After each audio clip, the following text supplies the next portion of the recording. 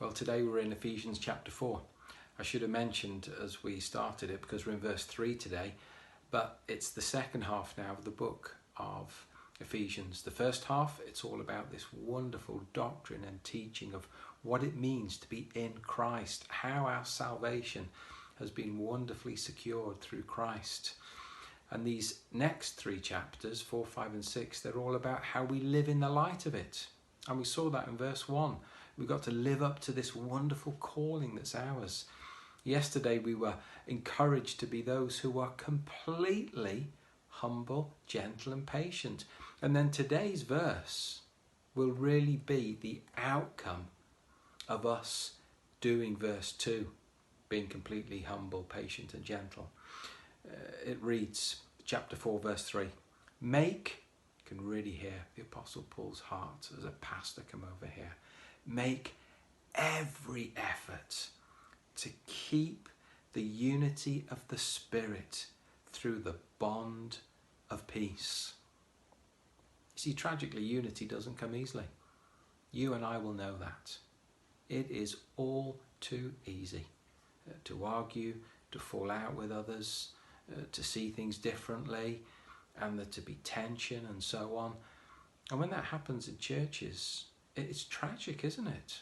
We've all heard, and maybe at times you've been part of a church family where that's happened. There's disunity. And it's a very sad thing. Maybe between you and another Christian brother or sister. And so let's look again at the words in verse 2. Be completely what? Humble, gentle and patient. Think of the opposites of those. And it's when we do the opposite of those things where disunity comes about. So instead of humility, pride. Instead of gentleness, insensitivity. Instead of patience, impatience.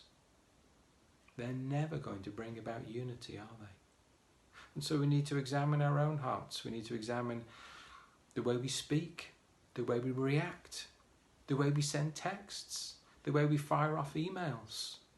Just everything about what we do and say. Is it bringing about unity? Is it demonstrating humility, gentleness and patience?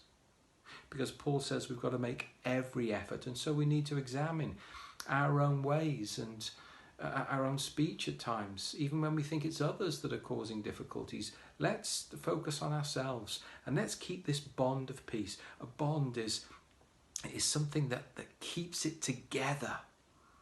And this peace, ironically, we have to fight to keep this peace, this unity, because our own sinful natures will want us to do everything but keep the unity. So let's have a good look and let's ask the Lord, oh, please, Lord, help me. Am I making every effort to keep the unity in my church family?